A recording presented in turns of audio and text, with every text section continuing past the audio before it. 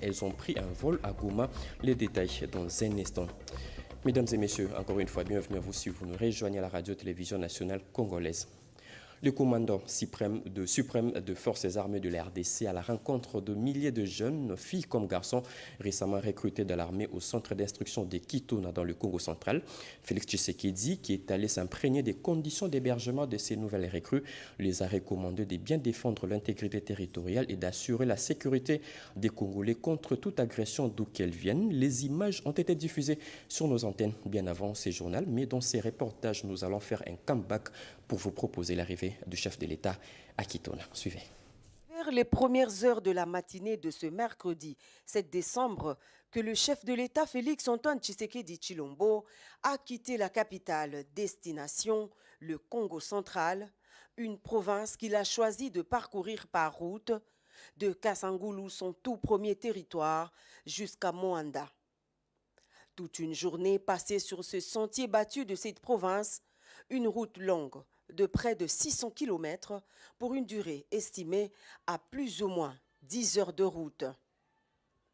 La nationale numéro 1, qui depuis un temps subit sa cure de jouvence à travers une réhabilitation exécutée de manière sectorielle, occasion pour le président de la République de jauger le niveau de fluidité du trafic dans cette partie de la République, source considérable des recettes de l'État et de desserte des denrées de première nécessité pour la capitale, car comme d'aucuns l'ignorent, la province du Congo central est le grenier qui nourrit la ville capitale en produits vivriers. Des entretiens signalés au niveau de Matadi avec le gouverneur Guy Bandou, qu'entouraient quelques notables de la ville, mais aussi les cadres et agents administratifs du gouvernorat. Après Matadi, cap vers la ville portuaire de Boma, où l'autorité suprême est passée sous les regards spectaculaires de la population riveraine.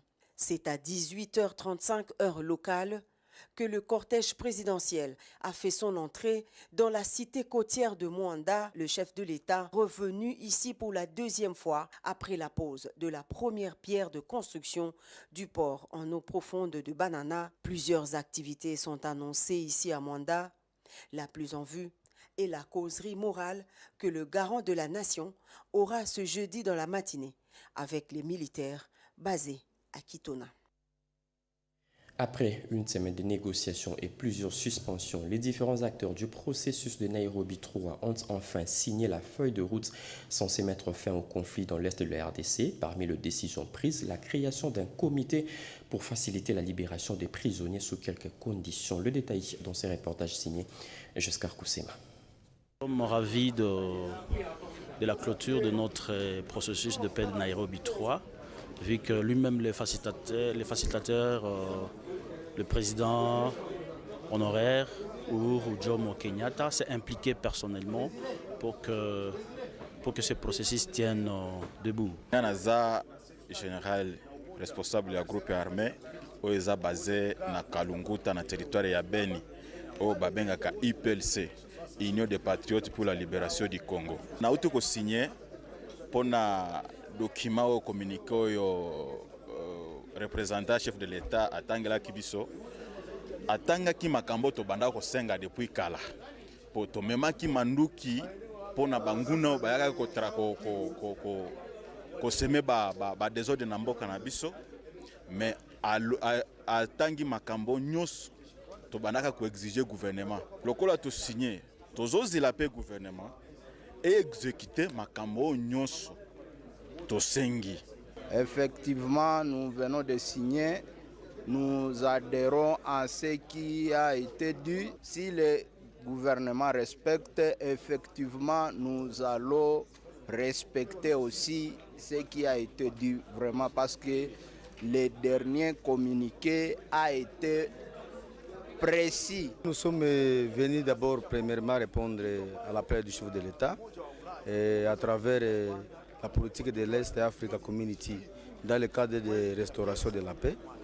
Et les recommandations que nous venons de signer conjointement avec les agents, les facilitateurs, y compris les représentants directs du chef de l'État, nous en tant que les représentants du groupe armés, nous sommes partiellement satisfaits parce que nous serons satisfaits quand c'est que ces recommandations-là seront mises en œuvre et en pratique. Nos impulsions sont très encouragées. Nous sommes très contents de nos revendications que nous avons formulées. Nous avons aussi formulé des recommandations et nous venons de trouver des pistes de solutions. Nous sommes très contents parce que le président vient de répondre immédiatement, sans même retour de Nairobi, et ça nous fait plaisir.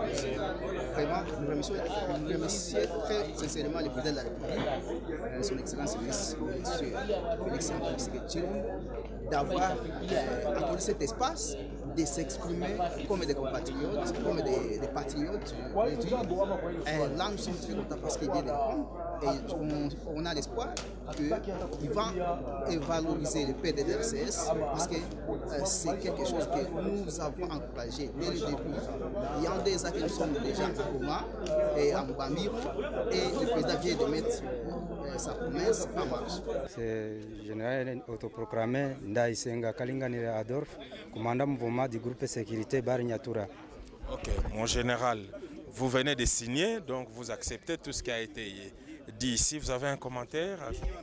Normalement, nous avons signé et nous sommes venus ici à Nairobi pour chercher la paix.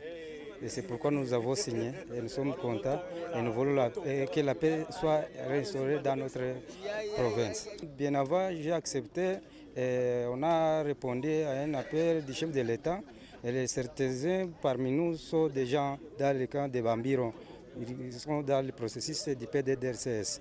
Et les autres qui sont restés, nous sommes prêts à les amener et à s'adhérer aussi dans le processus. Le ministre de la Défense choisi comme marraine de finaliste de l'école logistique militaire de l'édition 2021-2022, un choix porté pour son combat dans l'amélioration du social de militaire. C'était lors de la clôture de cette session de formation, comme nous dit Georges-Frédéric Nzibou. Suivez. Les finalistes de l'école logistique militaire de l'édition 2021-2022 ayant apprécié le travail qu'a Séraphine Kiloubo-Kotona, vice-ministre de la Défense pour l'amélioration du social des militaires, ont décidé de la choisir comme marraine de leur promotion. C'était au cours de la cérémonie de fin de la session qui a eu lieu à l'école logistique où plusieurs militaires ont achevé leur cursus.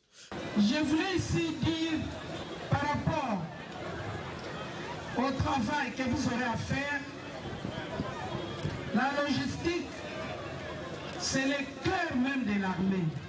Vous le savez plus que moi. Et vous avez choisi de vous-même pour que vous puissiez travailler sous les drapeaux. Il y a une autorité qui disait à tout moment, qui suit les instructions, pêche moins. Retenez ça. Partout vous serez, dites-vous, maman nous a dit, qui suit les instructions, pêche moins. Nous avons un seul Congo. C'est le seul Congo que nous allons laisser, nous allons léguer à nos enfants. Le numéro 2 de la Défense nationale s'est rendu personnellement pour encourager et les féliciter pour d'énormes sacrifices consentis. Le jeune de Bukavu, prêt pour défendre le pays au prix de leur sang. Près de 1700 sont en route pour le centre de formation de Kamina. Un premier chantier sur les 5000 nouvelles recrues. Ils ont pris le vol à Bukavu pour une escale à Goma avant d'atterrir à Kamina. Encore une fois de plus, Georges-Frédéric Nzibou. Première vague constituée de 1168 jeunes filles et garçons qui se sont fait enrôler dans les rangs de l'armée congolaise pour servir sous le drapeau et défendre l'intégrité du territoire congolais a quitté la ville de Bukavu, destination Goma, où ils seront ensuite embarqués dans un avion pour Kamina, leur centre de formation. Avant d'embarquer dans un bateau, le gouverneur du Sud Kivu, Théo Ngouabi-Djekassi, s'est adressé à eux. Il a souligné que cette adhésion massive de jeunes au sein des FARDC marque un signal fort qui prouve que le Sud Kivusien sont tous rangés derrière la vision du commandant suprême des forces armées de la RDC et de la police nationale congolaise, Félix Antoine Tshisekedi Tshilombo. Nous remercions le chef de l'État, Félix Antoine Tshisekedi Tshilombo, commandant suprême. Est-ce que vous pouvez applaudir? Les dispositions ont été prises et aujourd'hui vous constituez le premier convoi à rejoindre l'armée. Celui qui veut défendre son armée malgré les difficultés, il doit tenir debout, n'est-ce pas? Morale au zénith, ces nouvelles recrues ont remercié le gouverneur Théongwa Bidje qui ne cesse de matérialiser la vision du président de la République. Je remercie notre gouverneur qu'il continue à nous garder comme père. Pour rappel, ces recrutements répondent aux réformes de l'armée initiées par le gouvernement de la République, conformément à la vision du chef de l'État, Félix Antoine Tshisekedi Tshilombo. Mesdames et messieurs, nous sommes dans l'obligation de couper ce journal pour rendre l'antenne au Palais du Peuple où se tient la 52e session du Forum parlementaire de la SADC. Merci de nous avoir suivis. L'actualité continue sur nos antennes, 19h à Nimbalaka, 20h centre Nyanki Tabou. Au revoir.